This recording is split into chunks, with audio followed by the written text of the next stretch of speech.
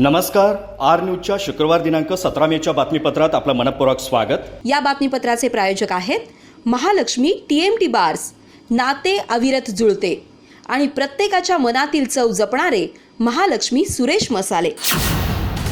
आजच्या बातमीपत्रात प्रथम पाहूयात गल्लीपासून ते दिल्लीपर्यंतच्या ताज्या घडामोडींचा धावता आढावा आणि स्थानिक बातम्यांमध्ये पाहूयात सांगली शहरात 3 कॅफे फोडले. कॅफेमध्ये अश्लील चाळे होत असल्याचा आरोप. याविरोधात शिवप्रतिष्ठान युवा हिंदुस्थान संघटना आक्रमक. हलकर्णी येथील वीरशैव बँकेच्या संचालकपदी श्वेता हत्तरगी यांची करण्यात आली निवड. निवड झाल्यानंतर श्वेता हत्तरगी यांचा सीमा भस्कोटी सुधाताई गवळी यांच्या हस्ते करण्यात आला सत्कार. चेअरमन सदानंद हत्तरगी यांच्या निधनानंतर रिक्त झाली होती जागा. चित्रकला आणि बुद्धिबळ स्पर्धेत SD हायस्कूल मुतनाळचे यश. वडरगे स्पोर्ट्स क्लब यांच्यामार्फत घेण्यात आल्या स्पर्धा.